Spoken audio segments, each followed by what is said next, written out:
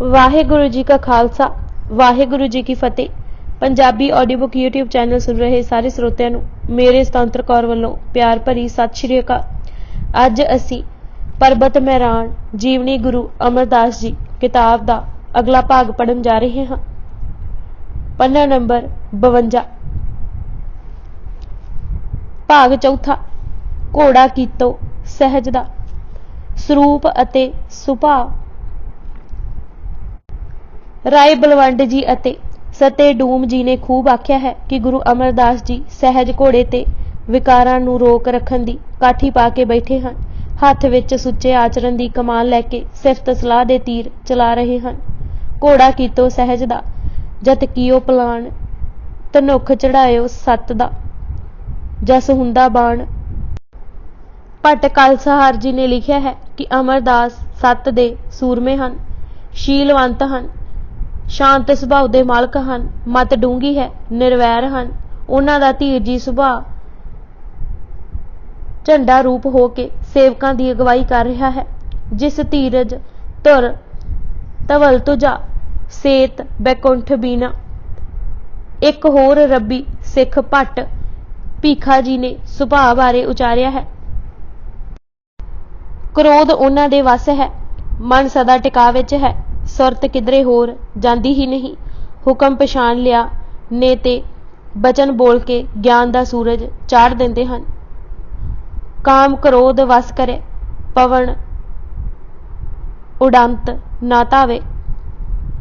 सल जी ने भी इस परथाए लिखा है कि गुरु तीजा पातशाह धर्म दा धनुख हथां विच लैके सील रूपी तीरां नाल वैरियां नूं खंड खंड कर रहा है। धर्म धीर धनुख कर गए हो, भगत सील है सर लड़े हो। महिमा प्रकाश ने जरा कु विस्तार देंदे हुए लिखा है कि हुण ऐसा गुरु तख्त ते बैठा है जो प्रभु तो सिवा किसे नूं ध्यान विच नहीं लियाउंदा। सब ज्ञानां दे ओह मालक हन। प्रभु दे साए दा छत्र उन्हां ते हर वक्त झुल रहा है। मत्था चौड़ा अते चेहरे ते इतनी शांति है कि दर्शन पाउण वाले दा मन टिक जांदा है। गुरु जी दा मन उणमणी अवस्था विच है। सच दे ओह वपारी हन। सत दा ही सारा पसारा है। सत सुभा सतगुर सजी सत को धरियो समाज। सत स्वरूप शोभा अमृत सत सजियो सब साज। सज्जे हथ पदम है, चरना विच पदम है। चरण छूहण नाल ही मुरदे जी पैंदे हन। जे अपने हत्थां नाल किसे नूं असीस दिंदे हन तां उस दे अगियान दा अंधेरा दूर हो जांदा है। जिस वल देख लैण उस विच भगती दी लहर उठा दिंदे हन। जद बचन बोलदे हन सुणदे ही निशा हो जांदी है। इंद्रियां उन्हां दे वस हन। जो सतनाम दृढ़ कराउण दा कारज गुरु अंगद नूं गुरु नानक जी ने सौंपिया सी हुण उन्हां दे जिम्मे लगाया गया है। ओह नाम दे छट्टे मार रहे हन। वाहेगुरु मुख जाप जपाया जग तारण पावन पंथ बनाया। सहज ही सहज उन्हां पास है अते इंज प्रतीत हुंदा है कि सहज दा चंदोआ ताणिया होया है। सहज पालन दा जद ओह उपदेश दिंदे तां सेवादास लिखदे हन दो साधां दी गलबात जरूर सुनाया करदे।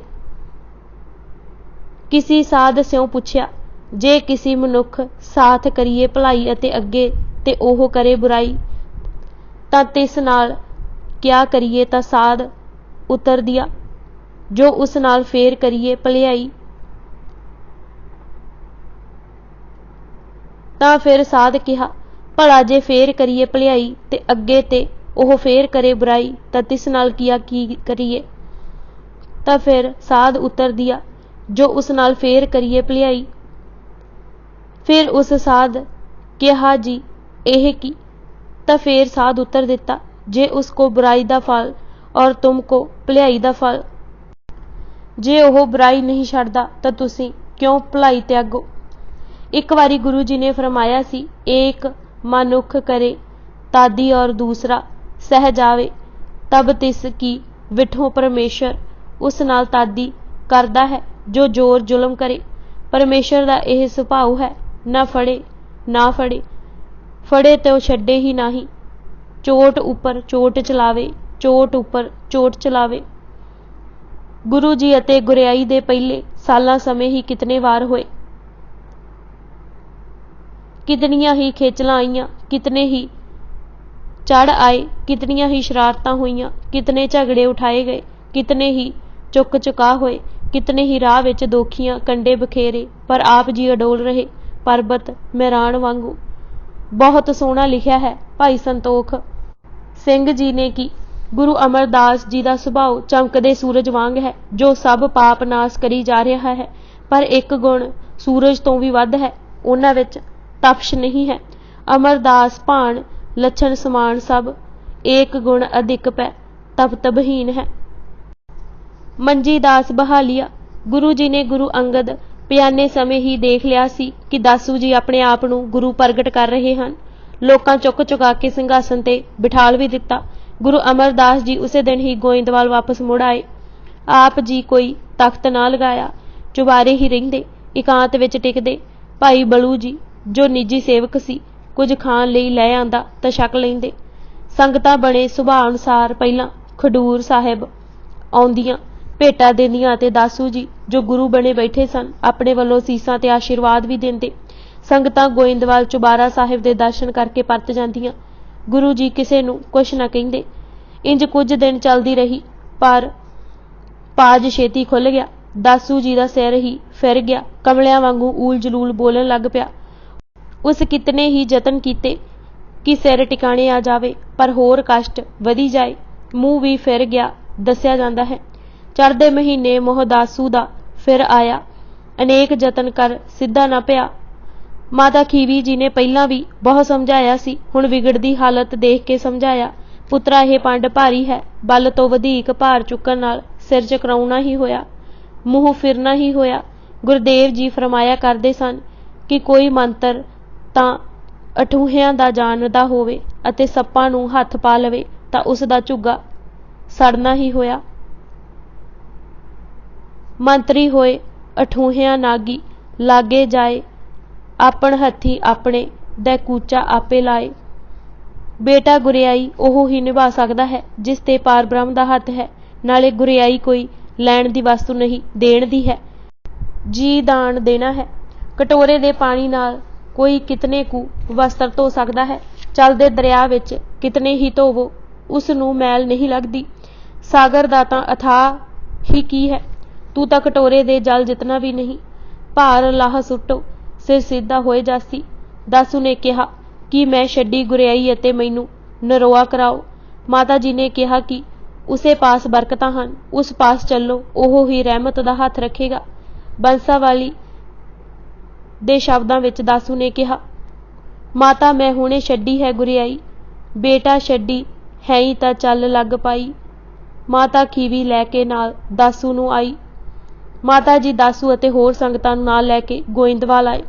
माता जी दे आउणा सुण के गुरु जी हेठां उतरे अते माता ने दासू जी दी कीती अवग्या दी वार्ता सुनी।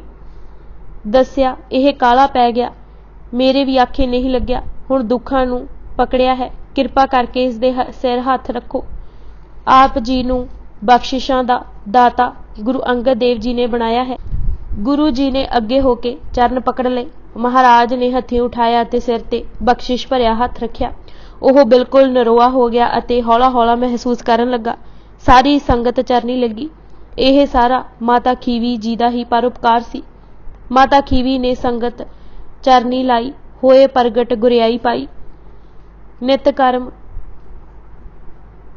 आप जी दा जो नित कर्म सी, उस दा विस्तार सिख इतिहासकारां दिता है। पहर रात रहिंदे जागदे, किसे नूं ना उठाउंदे, सोचाचार करन उपरंत आग्या लैके भाई बलू जी जल लैण चला जांदा। भाई बलू जी जिंदगी भर सेवा निभाउंदे रहे। गुरु जी इशनान केसां समेत हर रोज़ करदे, दही भी पाउंदे। इशनान उपरंत बस्तर सफेद पाउंदे। जो एक वारी बस्तर पा लैंदे उस नूं फिर अंगीकार ना करदे। पहला वस्त्र गरीब लोड़वंदां नूं दिंदे। इस ते हैरानी यह कि दूजा जोड़ा घर विच नहीं सी रखदे। धारे सो बस्तर सुएत, दूजा न रखे नकेत। पहरे सो फेर नवीन, यह बख्श सिखण कीन। फिर एकांत विच बैठ जांदे, समाधि लग जांदी। सहज समाध निज सुख मूह लीन, अमृत वेले संगत विच आ बिराजदे। भाई साधू ਬਾਦੂ ਬਲਵੰਡ ਜੀ ਅਤੇ ਸੱਤਾ ਜੀ ਕੀਰਤਨ ਸੁਣਾਉਂਦੇ। ਕਈ ਵਾਰੀ ਆਪ ਕੀਰਤਨ ਵਿੱਚ ਅਗਵਾਈ ਕਰਦੇ। ਪਹੁ ਫੁੱਟਦੀ, ਭੋਗ ਪੈਂਦੇ ਅਤੇ ਕੜਾਹ ਪ੍ਰਸ਼ਾਦ ਵਰਤਾਇਆ ਜਾਂਦਾ। ਸੰਗਤਾਂ ਆਪਣੀਆਂ ਮਨੋਕਾਮਨਾਵਾਂ ਦੱਸਦੀਆਂ। ਕਿਸੇ ਨੂੰ ਨਾਮਦਾਨ, ਕਿਸੇ ਦੀ ਦੁਨਿਆਵੀ ਥੁੜ ਦੂਰ, ਕਿਸੇ ਨੂੰ ਭਗਤੀ ਲਗਾਉਂਦੇ, ਕਿਸੇ ਅਟਕੇ ਹੋਏ ਨੂੰ ਅਗਾਂਹ ਟੋਰਦੇ, ਕਿਸੇ ਮਾਇਆ ਵਿੱਚ ਗਰਸੇ ਹੋਏ ਨੂੰ ਬਾਹਰ ਕੱਢਦੇ, ਕਿਸੇ ਨੂੰ ਜੀ ਦਾਨ, ਕਿਸੇ ਨੂੰ ਅਨੰਤ ਸ਼ਾਂਤੀ ਬਖਸ਼ਦੇ। ਤਿਰਪਤੇ ਮਨੋਰਥ ਪਾਏ। ਗੱਲ ਕੀ ਜਦ ਬਚਨ ਉਚਾਰਦੇ ਤਾਂ ਇੰਜ ਹੁੰਦਾ ਜਿਵੇਂ ਸਾਗਰ ਛੱਲ ਮਾਰ ਕੇ ਰਤਨ ਬਾਹਰ ਸੁੱਟ ਰਿਹਾ ਹੈ। ਪ੍ਰੇਮ ਨਾਲ ਸਭ ਮੁੱਖੋਂ ਧੰਨ ਧੰਨ ਕਰਦੇ। ਪਰਉਪਕਾਰ ਦੁਹਰਾ ਕੇ ਸੰਗਤਾਂ ਆਪਣਾ ਰੋਮ ਰੋਮ ਖਿੜਿਆ ਖਿੜਿਆ ਅਨੁਭਵ ਕਰਦੀਆਂ। ਸਿਮਰਨ ਦੀ ਲਿਵ ਸਭ ਦੀ ਲੱਗ ਜਾਂਦੀ। ਸੰਗਤ ਸਮੇਤ ਗੁਰੂ ਜੀ ਸੇਵਾ ਕਰਦੇ, ਫਿਰ ਕਿਰਤ ਕਰਦੇ, ਗੁਜ਼ਾਰੇ ਹਿੱਤ ਵਟਕ ਕਰਕੇ ਫਿਰ ਉੱਥੇ ਪੁੱਜਦੇ ਜਿੱਥੇ ਲੰਗਰ ਤਿਆਰ ਹੋ ਰਿਹਾ ਹੁੰਦਾ। ਆਪਣੀ ਹੀ ਨਿਗਰਾਨੀ ਹੇਠ ਲੰਗਰ ਤਿਆਰ ਕਰਾਉਂਦੇ। ਸਭ ਸੰਗਤ ਨਾਲ ਲੈ ਕੇ ਲੰਗਰ ਛਕਣ ਲਈ ਪੰਗਤ ਵਿੱਚ ਬੈਠਦੇ। ਕੋਈ ਵਰਨ ਆਸ਼ਰਮ ਭੇਦ ਨਹੀਂ ਸੀ। ਗੁਰ ਭਾਈ ਹੰਸਾਂ ਦੀ ਡਾਰ ਵਾਂਗ ਸਨ। ਕੋਈ ਉੱਚ ਨੀਚ ਦਾ ਵਿਤਕਰਾ ਨਹੀਂ ਸੀ। ਸਿੱਖ ਸੰਗਤ ਸਭ ਸੰਗ ਲੈ ਚੌਂਕੇ ਮਹਿ ਆਵੇ। ਆਸ਼ਰਮ ਵਰਨ ਵਿਚਾਰ ਨਹਿ ਇੱਕ ਪੰਗਤ ਬੈਸੇ। ਆਪ ਤਾਂ ਅਲੂਣਾ ਓਗਰਾ ਜੋ ਭੁੱਜਿਆ ਹੋਇਆ ਬਾਜਰਾ ਜਾਂ ਕਣਕ ਭੁੱਜੀ ਹੋਈ ਉਬਾਲੀ ਜਾਂ ਗਾੜੀ ਚਾਵਲਾਂ ਦੀ ਪਿੱਛ ਵਾਂਗ ਹੁੰਦਾ ਸੀ ਖਾਂਦੇ। ਉਹ ਵੀ ਥੋੜਾ ਜਿਹਾ ਗੁਜ਼ਾਰੇ ਮਾਤਰ। ਅਲਪ ਅਛੈ ਰਹਿ ਸ਼ੁਦਾ ਜੁੱਤ ਨਹਿ ਉਦਰ ਭਾਰ ਆਵੇ। ਸੰਗਤ ਲਈ 36 ਪ੍ਰਕਾਰ ਦਾ ਭੋਜਨ ਪ੍ਰੇਮ ਨਾਲ ਤਿਆਰ ਕਰਾਉਂਦੇ। ਉਗਰਾ ਅਲੂਣਾ ਸਤਿਗੁਰ ਪਾਵੇ, ਸਭ ਰਸ ਸੰਗਤ ਕੋ ਭੁਗਾਵੇ। ਪ੍ਰਸ਼ਾਦ ਪਾ ਕੇ ਚੁਬਾਰੇ ਆ ਬਿਰਾਜਦੇ। ਕੁਝ ਦੇਰ ਆਰਾਮ ਕਰਦੇ। ਉਸ ਉਪਰੰਤ ਬਾਹਰੋਂ ਆਈਆਂ ਸੰਗਤਾਂ ਨੂੰ ਦੀਦਾਰ ਦਿੰਦੇ। ਫਿਰ ਇਹ ਸਮਾਂ ਉਹਨਾਂ ਲਈ ਨਿਯਤ ਕਰ ਦਿੱਤਾ ਜੋ ਵਰਨ ਭਰਮ ਛੱਡ ਕੇ ਇੱਕੋ ਪੰਗਤ ਵਿੱਚ ਪ੍ਰਸ਼ਾਦ ਪਾਉਂਦੇ ਸਨ। ਇਹ ਹੁਕਮ ਦੇ ਦਿੱਤਾ ਸੀ ਕਿ ਜਿਸ ਨੇ ਲੰਗਰ ਨਹੀਂ ਛਕਿਆ ਉਸ ਨੂੰ ਗੁਰੂ ਜੀ ਨਿਜ ਦਰਸ਼ਨ ਨਹੀਂ ਦੇਣਗੇ। ਜੋ ਵਰਨ ਵਿਭੇਦ ਪ੍ਰਸ਼ਾਦ ਨਾ ਖਾਏ, ਸਤਿਗੁਰ ਕੇ ਦਰਸ਼ਨ ਨਹੀਂ ਪਾਏ। ਕਿਤਨੀ ਕਰੜਾਈ ਸੀ ਉਸ ਦਾ ਉਚੇਚਾ ਵਰਣਨ ਮਹਿਮਾ ਪ੍ਰਕਾਸ਼ ਨੇ ਕੀਤਾ ਹੈ। ਜੋ ਖਾਏ ਪ੍ਰਸ਼ਾਦ ਦਰਸ਼ਨ ਕਰੇ, ਧਰੀ ਪ੍ਰਤਿਗਿਆ ਦਿਆਲ, ਬਿਨ ਪ੍ਰਸ਼ਾਦ ਪਏ ਦਰਸ ਹੋਏ ਨਾ ਕਿਤਹੂ ਕਾਲ। ਸੂਰਜ ਪ੍ਰਕਾਸ਼ ਨੇ ਇਸ ਦਿੱਤੀ ਚੇਤਾਵਨੀ ਦਾ ਵੀ ਜ਼ਿਕਰ ਕੀਤਾ ਹੈ। ਆਸ਼ਰਮ ਧਾਰੀ ਹੋਏ ਕੇ ਆਵੇ ਦਰਬਾਰਾ, ਪ੍ਰਥਮ ਦੇਗ ਮਹਿ ਜਾਇ ਕੇ ਭੋਜਨ ਕੋ ਪਾਵੇ। ਪੁੰਨ ਦਰਸ਼ਨ ਗੁਰ ਕੋ ਕਰ ਹੈ ਚੱਲ ਕਰ ਢਿੰਗਾਵੇ। ਇਸ ਤਰ੍ਹਾਂ ਪਹਿਰ ਦਿਨ ਗੁਜ਼ਰ ਜਾਂਦਾ। ਕਥਾ ਹੁੰਦੀ, ਵਿਦਵਾਨ ਕਥਾ ਕਰਦੇ ਅਤੇ ਗੁਰਸਾਖੀਆਂ ਸੁਣਾਉਂਦੇ। ਮਿਥਿਹਾਸ ਵੀ ਦੁਹਰਾਇਆ ਜਾਂਦਾ ਅਤੇ ਭਾਵ ਦੀ ਗੱਲ ਸਿੱਖਾਂ ਨੂੰ ਸਮਝਾਈ ਜਾਂਦੀ। ਆਪ ਜੀ ਵੀ ਸੁਣਦੇ ਅਤੇ ਲੋੜ ਸਮੇਂ ਬਚਨ ਉਚਾਰ ਕੁੰਡੀ ਖੋਲ ਦਿੰਦੇ। ਆਵੇ ਚੌਥੇ ਜਾਮ ਦਿਨ ਇਤਿਹਾਸ ਪ੍ਰਕਾਸ਼ੇ, ਸੁਣਹਿ ਸਤਿਗੁਰ ਬੈਠ ਕਰ ਸੰਗਤ ਇੱਕ ਪਾਸੇ। ਫਿਰ ਕੀਰਤਨ ਹੁੰਦਾ ਅਤੇ ਸੌਦਰ ਦਾ ਪਾਠ ਹੁੰਦਾ। ਰਾਤ ਦਾ ਪ੍ਰਸ਼ਾਦ ਪਾ ਕੇ ਕਦੇ ਬਾਹਰ ਬੈਠ ਚਰਚਾ ਹੁੰਦੀ, ਕਦੇ ਬਿਆਸਾ ਦੇ ਕਿਨਾਰੇ ਚਲੇ ਜਾਂਦੇ ਅਤੇ ਕਦੇ ਟੁਰਦਿਆਂ ਹੀ ਵਿਚਾਰ ਦੇਈ ਜਾਂਦੇ। ਆਪ ਜੀ ਰਾਤ ਦਾ ਪ੍ਰਸ਼ਾਦ ਨਾ ਪਾਉਂਦੇ। ਇਹ ਹੁਕਮ ਵੀ ਦੇ ਦਿੱਤਾ ਸੀ ਕਿ ਲੰਗਰ ਦੀ ਕੋਈ ਵਸਤੂ ਰਸਦ ਸਾਂਭ ਨਹੀਂ ਰੱਖਣੀ। ਜੋ ਬਚ ਜਾਂਦਾ ਹੈ ਉਹ ਪਸ਼ੂਆਂ ਨੂੰ ਖਵਾਲ ਦਿੰਦੇ ਅਤੇ ਫਿਰ ਜੋ ਵੀ ਰਹਿ ਜਾਏ ਬਿਆਸਾ ਵਿੱਚ ਮੱਛੀਆਂ ਆਦਿ ਲਈ ਪਾ ਦਿੰਦੇ। ਘੜਿਆਂ ਵਿੱਚ ਪਾਣੀ ਤੱਕ ਵੀ ਨਾ ਰੱਖਦੇ। ਕਿਸੇ ਦੀ ਝਾਕ ਲੰਗਰ ਜਾਂ ਗੋਲਕ ਵਿੱਚ ਨਾ ਰਹੇ। ਅਗਲੇ ਦਿਨ ਹਿਤ ਨਹਿ ਰਹਾਏ, ਇੱਕ ਮਨੁਜ ਆਹਾਰ, ਅਪਰ ਵਸਤ ਗਿਣਤੀ ਕਹਾਂ, ਜਲ ਕਲਸਨ ਮਾਹੀ। ਮਹਿਮਾ ਪ੍ਰਕਾਸ਼ ਦੇ ਸ਼ਬਦਾਂ ਵਿੱਚ ਕਲਸੋ ਮੇ ਜਲ ਨਾ ਰਹੇ, ਅੰਨ ਧਨ ਗ੍ਰਹਿ ਨਾ ਰਹਾਏ। ਨਿਰਬਾਣ ਜੁਗਤ ਨਿਰਲੰਭਗਤ ਸਤਿਗੁਰ ਕੋ ਸੁਹਾਏ। ਪੁੱਛਣ ਤੇ ਕਿਹਾ ਕਰਦੇ, ਕਦੇ ਕਿਸੇ ਪੰਛੀ ਨੇ ਵੀ ਕੱਲ ਲਈ ਜੋੜ ਰੱਖਿਆ ਹੈ, ਕਦੇ ਕਿਸੇ ਦਰਵੇਸ਼ ਨੇ ਵੀ ਪੂੰਜੀ ਜਮ੍ਹਾਂ ਕੀਤੀ ਹੈ। ਜਿਮ ਬਿਹੰਗ ਦਰਵੇਸ਼ ਹਵੇ ਸੰਚੇ ਨਾ ਕਰ ਹੈ। ਇਹ ਕਰਨੀ ਦਾ ਹੀ ਸਦਕਾ ਸੀ ਕਿ ਅੰਮ੍ਰਿਤ ਵੇਲੇ ਹੀ ਸੰਗਤਾਂ ਹੁਮ ਹੁਮਾ ਕੇ ਪੁੱਛਦੀਆਂ। ਭੇਟਾਵਾਂ ਉਹ ਨਾਲ ਲਿਆਉਂਦੀਆਂ। ਲੰਗਰ ਲਈ ਕਿਧਰੋਂ ਅੰਨ ਦੇ ਗੰਢੇ, ਕਿਧਰੋਂ ਤਾਜ਼ਾ ਘਿਓ, ਕਿਧਰੋਂ ਫਲ ਅਤੇ ਸਬਜ਼ੀਆਂ ਦੇ ਭੰਡਾਰ ਰੋਜ਼ ਆਪੇ ਹੀ ਲੱਗ ਜਾਂਦੇ। ਕਿਸੇ ਨੂੰ ਨਾ ਝੱਖੜ ਦੀ ਪ੍ਰਵਾਹ ਸੀ ਤੇ ਨਾ ਹੀ ਤੂਫਾਨ ਦੀ। ਸਿੱਖੀ ਪਣਪ ਰਹੀ ਸੀ। ਜੋ ਵੀ ਕੋਈ ਗੋਇੰਦਵਾਲ ਤੋਂ ਮੁੜਦਾ ਉਸਦੇ ਚਿਹਰੇ ਤੇ ਨੂਰਾਨੀ ਝਲਕ ਡਲਕਾ ਮਾਰਦਾ। ਪਹਿਲਾ ਉਪਦੇਸ਼। ਆਪ ਜੀ ਨੇ ਜੋ ਪਹਿਲਾ ਉਪਦੇਸ਼ ਸੰਗਤਾਂ ਨੂੰ ਦਿੱਤਾ ਉਸ ਦਾ ਸਾਰਾਂਸ਼ ਸਿੱਖ ਇਤਿਹਾਸਕਾਰਾਂ ਨੇ ਦਿੱਤਾ ਹੈ। ਮਹਾਰਾਜ ਨੇ ਫਰਮਾਇਆ, ਜੇ ਕੋਈ ਤੁਹਾਡੇ ਨਾਲ ਮਾੜਾ ਵਰਤਾਓ ਕਰਦਾ ਹੈ ਤਾਂ ਸਹਾਰੋ। 3 ਵਾਰੀ ਸਹਾਰੋਗੇ ਤਾਂ ਚੌਥੀ ਵਾਰੀ ਵਾਹਿਗੁਰੂ ਤੁਹਾਡਾ ਪੱਖੀ ਹੋ ਜਾਏਗਾ। ਦੋਖੀ ਨੂੰ ਐਸੀ ਸਜ਼ਾ ਦੇਵੇਗਾ ਕਿ ਉਹ ਸੰਭਲਿਆ ਵੀ ਨਹੀਂ ਸੰਭਲੇਗਾ। ਵਾਹਿਗੁਰੂ ਦੀ ਚੱਕੀ ਚੱਲਦੀ ਹੌਲੇ ਹੌਲੇ ਹੈ ਪਰ ਆਟਾ ਬਹੁਤ ਬਰੀਕ ਪੀਂਦੀ ਹੈ। ਫਿਰ ਆਸਾ ਦੀ ਵਾਰ ਦੀ 21ਵੀਂ ਪੌੜੀ ਪੜ੍ਹ ਕੇ ਸੁਣਾਈ, ਜਿਸ ਦੇ ਸ਼ਬਦ ਹਨ, ਜਿਤ ਸੇਵੀਐ ਸੁਖ ਪਾਈਐ, ਸੋ ਸਾਹਿਬ ਸਦਾ ਸੰਭਾਲੀਐ। ਜਿਤ ਕੀਤਾ ਪਾਈਐ ਆਪਣਾ, ਸਾ ਘਾਲ ਬੁਰੀ ਕਿਉਂ ਘਾਲੀਐ। ਮੰਦਾ ਮੂਲ ਨਾ ਕੀਚਈ, ਦੇ ਲੰਮੀ ਨਦਰ ਨਿਹਾਲੀਐ, ਜਿਉ ਸਾਹਿਬ ਨਾਲ ਨਾ ਹਾਰੀਐ। ਤੈ ਵੇਹਾ ਪਾਸਾ ਢਾਲੀਐ, ਕਿਛ ਲਾਹੇ ਊਪਰ ਘਾਲੀਐ। ਸਭ ਨਾਲ ਭਲਾਈ ਕਰੋ। ਅਹੰਕਾਰ ਕਿਸੇ ਵੀ ਗੱਲ ਦਾ ਕਰਨਾ ਸੋਭਦਾ ਨਹੀਂ। ਪਰਾਈ ਔਰਤ ਦੇ ਸੰਗ ਨੂੰ ਸਰਪ ਜਾਂ ਖੂਨੀ ਹਾਥੀ ਵੱਤ ਜਾਣੋ। ਭੈੜੀ ਸੰਗਤ ਭੁੱਲ ਕੇ ਵੀ ਨਹੀਂ ਕਰਨੀ। ਸ਼ੇਖੀ ਕਦੇ ਨਾ ਵਿਖਾਰਨੀ। ਨਿਮਰਤਾ ਹੀ ਵੱਡਾ ਹਥਿਆਰ ਹੈ। ਬੜਾ ਬੋਲ ਨਾ ਬੋਲਣਾ। ਆਪਣੀ ਵਡਿਆਈ ਜੋ ਆਪ ਕਰਦੇ ਹਨ ਉਹ ਸਦਾ ਖੁਆਰ ਹੁੰਦੇ ਹਨ। ਨਿੰਦਾ ਤੋਂ ਪੂਰਾ ਪੂਰਾ ਤਿਆਗ ਹੀ ਧਰਮ ਦਾ ਰਾਹ ਹੈ। ਵਿੱਤ ਤੋਂ ਵੱਧ ਨਾ ਖਰਚ ਕਰੋ ਅਤੇ ਨਾ ਖਾਓ। ਵਿੱਤ ਅਨੁਸਾਰ ਹੀ ਕਿਰਤ ਕਰੋ। ਵਿੱਤ ਹੈ ਬਾਹਰ ਕਦੇ ਕੋਈ ਕੰਮ ਨਾ ਕਰਨਾ। ਪਖੰਡ ਅਤੇ ਦੰਭ ਤਜੋ। ਦਿਖਾਵੇ ਵਾਲੀ ਜ਼ਿੰਦਗੀ ਸਦਾ ਦੁਖੀ ਕਰਦੀ ਹੈ। ਜੋ ਸਿੱਖ ਗੁਰੂ ਕਾ ਹੋਵੇ ਤਿਸ ਦਾ ਉਪਦੇਸ਼ ਮੰਨਣਾ, ਪਰ ਇਸਤਰੀ ਨਾਲ ਪ੍ਰੀਤ ਨਹੀਂ ਕਰਨੀ। ਜੋ ਪਰਮੇਸ਼ਵਰ ਦੀ ਭਗਤਨੀ ਹੋਵੇ ਤਾਂ ਵੀ ਤੋਟਾ ਹੈ, ਲਾਹਾ ਨਹੀਂ। ਮੇਲਾ ਸ਼ਬਦ ਦਾ ਕਰਨਾ, ਜਿੱਥੇ ਗੁਰੂ ਵਿਸਰੇ ਤਿੱਥੇ ਮਿਲਣਾ ਨਹੀਂ। ਅੰਨ ਬਹੁਤੀ ਭੁੱਖੇ ਲੱਗੀ ਜੇਵਣਾ, ਭਰੇ ਤੇ ਭਰਨਾ ਨਹੀਂ। ਅੰਨ ਛੱਡਣਾ ਵੀ ਨਹੀਂ। ਸਵਣਾ ਤਾਂ ਜਾਂ ਬਹੁਤੀ ਨੀਂਦ ਆਵੇ, ਨੀਂਦ ਬਿਨਾਂ ਸਵਣਾ ਨਹੀਂ। ਗਫਲਾਈ ਹੈ। ਦੇਹੀ ਕੋ ਬਹੁਤ ਦੁੱਖ ਨਹੀਂ ਦੇਵਣਾ। ਗੁਰੂ ਕੀ ਸਾਖੀ ਸੁਣਨੀ, ਸ਼ਬਦ ਗਾਵਣਾ ਸੁਣਨਾ, ਕੂੜ ਨਹੀਂ ਬੋਲਣਾ। ਜੋ ਕੋਈ ਗੁਰੂ ਨਾਲੋਂ ਭੁੱਲਦਾ ਹੋਵੇ ਤਾਂ ਸਮਝਾਵਣਾ। ਆਪਣੇ ਧਿਰਹੋਂ ਆਖਣਾ, ਜੇ ਮੰਨੇ ਨਹੀਂ ਤਾਂ ਉਹ ਜਾਣੇ। ਗੁਰੂ ਉਪਦੇਸ਼ ਹਿਰਦੇ ਲੈ ਧਾਰਹ। ਕਿਰਤ ਕਮਾਈ ਵਿੱਚੋਂ ਘੱਟ ਤੋਂ ਘੱਟ 10ਵਾਂ ਹਿੱਸਾ ਜ਼ਰੂਰ ਦੇਵੋ। ਸੰਗਤ ਭਲੇ ਪੁਰਸ਼ ਦੀ ਅਤੇ ਆਏ ਗਏ ਦੀ ਸੇਵਾ ਕਰਦੇ ਰਹਿਣਾ। ਕੋਈ ਚੀਜ਼ ਮੂੰਹ ਵਿੱਚ ਪਾਉਣ ਤੋਂ ਪਹਿਲਾਂ ਵਾਹਿਗੁਰੂ ਕਹਿਣ ਨਾਲ ਵਾਹਿਗੁਰੂ ਬਰਕਤ ਪਾਉਂਦਾ ਹੈ। ਜਿਨ੍ਹਾਂ ਦਿਨ ਰਾਤ ਵਾਹਿਗੁਰੂ ਜਪਿਆ, ਅਹੰਕਾਰ ਤਿਆਗਿਆ ਹੈ, ਉਹੀ ਉੱਚੇ ਹਨ ਅਤੇ ਚੰਗੇ ਹਨ। ਵਾਸ਼ਨਾਵਾਂ ਨੂੰ ਰੋਕ ਰੱਖਣਾ ਹੀ ਧਰਮ ਹੈ। ਐਸਾ ਕਰਨ ਵਾਲਾ ਜੀਵਨ ਮੁਕਤ ਹੈ। ਰੱਬ ਦਾ ਪਿਆਰਾ ਕਿਸੇ ਵੀ ਬੰਧਨ ਵਿੱਚ ਨਹੀਂ ਰਹਿੰਦਾ। ਉਹ ਸੁਤੰਤਰ ਹੈ।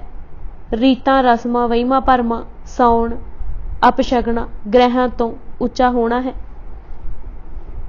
ਹੋਰ ਹਵੇਲੀਆਂ ਉਸਾਰਨੀਆਂ। ਮਹਾਰਾਜ ਦੀ ਦੋਹੀ ਸਾਰੇ ਪਾਸੇ ਫੈਲ ਗਈ। ਉੱਤਰ ਪੂਰਬ ਦੱਖਣ ਪੱਛਮ ਤੋਂ ਸੰਗਤਾਂ ਨਾ ਸਿਰਫ ਦਰਸ਼ਨ ਦੀ ਇੱਛਾ ਲੈ ਕੇ ਆਉਂਦੀਆਂ, ਸਗੋਂ ਉੱਥੇ ਟਿਕਾਣੇ ਦਾ ਵਿਚਾਰ ਪ੍ਰਗਟ ਕਰਦੀਆਂ। ਭਾਵੇਂ ਲਗਾਤਾਰ ਉਸਾਰੀ ਪਿਛਲੇ 1.5 ਸਾਲ ਤੋਂ ਚੱਲ ਰਹੀ ਸੀ ਅਤੇ ਸੰਗਤਾਂ ਦੇ ਆਰਾਮ ਅਤੇ ਰਹਿਣ ਲਈ ਟਿਕਾਣੇ ਬਣ ਗਏ ਸਨ, ਪਰ ਸੰਗਤਾਂ ਦੀ ਚੋਖੀ ਆਵਾਜਾਈ ਨੇ ਸਭ ਥੋੜੇ ਕਰ ਦਿੱਤੇ। ਹੋਰ ਇਤਨੀ ਛੇਤੀ ਬਣ ਨਹੀਂ ਸਨ ਸਕਦੇ। ਨੀਕੋ ਬਣੇ ਨਕੇਤ ਨਹਿ, ਯਾਹੀ ਤੇ ਅਕੁਲਾਏ। ਵੱਡੀ ਥੁੜ ਇਮਾਰਤੀ ਲੱਕੜੀ ਦੀ ਸੀ। ਰਹਿਣ ਬਸੇਰਿਆਂ ਤੋਂ ਬਿਨਾਂ ਰਾਤਾਂ ਵੀ ਕੱਟਣੀਆਂ ਮੁਸ਼ਕਲ ਹੋ ਗਈਆਂ ਸਨ। ਉੱਤੋਂ ਸਰਦੀ ਆਉਣ ਵਾਲੀ ਸੀ। ਗੁਰੂ ਜੀ ਨੇ ਇਮਾਰਤੀ ਲੱਕੜ ਲਈ ਆਪਣੇ ਭਤੀਜੇ ਭਾਈ ਸਾਵਣ ਮੱਲ ਜੀ ਨੂੰ ਆਪਣੇ ਦਰੋਂ ਬਖਸ਼ਿਸ਼ ਅਤੇ ਇੱਕ ਰੁਮਾਲ ਦਿੱਤਾ ਕਿ ਹਰੀਪੁਰ ਰਿਆਸਤ ਚਲਾ ਜਾਏ ਅਤੇ ਛੇਤੀ ਲੱਕੜ ਦਾ ਪ੍ਰਬੰਧ ਕਰਕੇ ਭਿਜਵਾਏ। ਸਾਵਣ ਮੱਲ ਦੀ ਮਾਂ ਨੇ ਜਦ ਸੁਣਿਆ ਕਿ ਉਸ ਦਾ ਇੱਕੋ ਇੱਕ ਪੁੱਤਰ ਪਹਾੜਾਂ ਵੱਲ ਜਾ ਰਿਹਾ ਹੈ ਤਾਂ ਉਸ ਨੇ ਡਰ ਪ੍ਰਗਟ ਕੀਤਾ ਕਿ ਪਹਾੜਾਂ ਤੇ ਡਾਕਣੀਆਂ ਅਤੇ ਜਾਦੂਗਰਨੀਆਂ ਸੁਣੀਂਦੀਆਂ ਹਨ। ਉਹ ਮੇਰੇ ਪੁੱਤਰ ਨੂੰ ਵਸ ਨਾ ਕਰ ਲੈਣ। ਮਹਾਰਾਜ ਨੇ ਸੁਭਾਵਿਕ ਹੀ ਬਚਨ ਕੀਤੇ, ਸਾਵਣ ਮੱਲ ਨੂੰ ਕੋਈ ਵਸ ਨਹੀਂ ਕਰ ਸਕਦਾ। ਇਹ ਡੈਣਾ ਵਿਚਾਰੀਆਂ ਕੀ ਹਨ। ਹਰੀਪੁਰ ਦਾ ਮਹਾਰਾਜਾ ਸਿੱਖ ਹੋਇਆ। ਭਾਈ ਸਾਵਣ ਮੱਲ ਜੀ ਬਖਸ਼ਿਸ਼ਾਂ ਲੈ ਕੇ ਪਹਾੜਾਂ ਵੱਲ ਚੱਲ ਪਏ। ਹਰੀਪੁਰ ਪੁੱਜ ਭਾਈ ਜੀ ਹੈਰਾਨ ਹੋਏ ਕਿ ਸਾਰਾ ਇਲਾਕਾ ਹੀ ਭਰਮਾਂ ਵਹਿਮਾਂ ਰੀਤਾਂ ਵਰਤਾਂ ਵਿੱਚ ਖੁੱਭਿਆ ਹੋਇਆ ਹੈ। ਦੇਵਨੇਤ ਨਾਲ ਉਸ ਦਿਨ ਇਕਾਦਸ਼ੀ ਸੀ। ਹਰੀਪੁਰ ਦੇ ਰਾਜੇ ਨੇ ਹੁਕਮ ਦੇ ਰੱਖਿਆ ਸੀ ਕਿ ਸਾਰੀ ਨਗਰੀ ਦੀ ਵਸੋਂ ਇਕਾਦਸ਼ੀ ਦਾ ਵਰਤ ਰੱਖੇ, ਕੋਈ ਵੀ ਘਰ ਚੁੱਲ੍ਹਾ ਤੱਕ ਨਾ ਫੂਕੇ। ਸਿੱਖ ਸੂਰਮੇ ਨੇ ਨਾ ਸਿਰਫ ਚੁੱਲ੍ਹਾ ਬਾਲਿਆ ਸਗੋਂ ਲੋਥ ਪਾ ਕੇ ਲੰਗਰ ਲਗਾ ਦਿੱਤਾ। ਰਾਜੇ ਤੱਕ ਖਬਰ ਪੁਜਾਈ ਗਈ। गिरफ्तारी का हुक्म हो गया।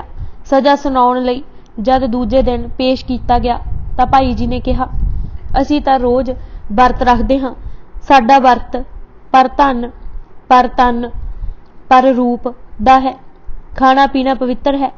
राजे दे सज़ा सुनाउंदे ही करना करतार दा इंज होया कि राजे दा पुत्र मूरछत हो गया। शाही हकीमा कई यतन किए पर अख ना खुले। राजे नूं इंज महसूस होया कि उस बेदोशे सिख नूं सज़ा दिती है। भाई सावण मल जी नूं रिहा किया गया। उन्हां अरदास की, गिला करके रुमाल क्योर दे मूँह ते फेरिया। ओह गुरु गुरु कहंदा उठ बैठा। राजा प्रसन्न होया अते सारे पासे खुशी दी लहर फैल गई। राजे ने जद भाई साहिब दा उत्थे आउण दा कारज पुछया तां उन्हां अपना मनोरथ दस्सिया कि गोइंदवाल लई इमारती लकड़ी दी लोड़ है अते गुरु नानक दी गद्दी ते गुरु अमरदास जी विराजे होए हन। राजे उसे समय बिना मोख टिल्ला बना के लक्कड़ दरिया ब्यास विच पवा दिती अते राखे नाल भेज दिते। अपनी इच्छा दर्शनां दी प्रगट कीती। राजा हरीचंद दर्शनां नूं राजे विच दर्शनां दी इतनी चाह उठी कि ओह परिवार समेत उसे समय गोइंदवाल लई चल पिया। भाई जी उत्थे ही टिके रहे। परबता इतनी होण लग पई सी कि सेवा अते गुरु दी बख्शिश भाई जी नूं भुल गई। सिद्धियां दे सहारे अपनी ही सिक्खी चलाउण लग पए। राजे ने गुरु दी निर्मल शोह पाके मन शांत किया। यह बेनती की कि जितनी भी लकड़ गोइंदवाल लई जरूरत होवे वह आपे भेज दिया करेगा। महाराज ने जद पूछया कि सावण मल नहीं आया तो राजे ने दस्या कि लोकी उस नूं नहीं छड्डदे। महाराज ने कहा कि सिद्धि दा राह उस सौखा जान लिया है। सिद्धि पाके सेवा भगती जप तप सब भुल गया है, अहंकार विच विचर रहा है। सिद्ध पए मन होया अहंकारा, द्रवे भगत मन दृढ़े बेकार। राजे दे नाल राणियां भी सन जो परदा करदियां सन। महाराज ने यह हुक्म दे रखिया सी कि उन्हां दे दरबार सब सन्मुख आउण, भड़कीले लिबास विच ना विचरण, सादा पोशाक होवे, बदन अशान्यो नह किस बास।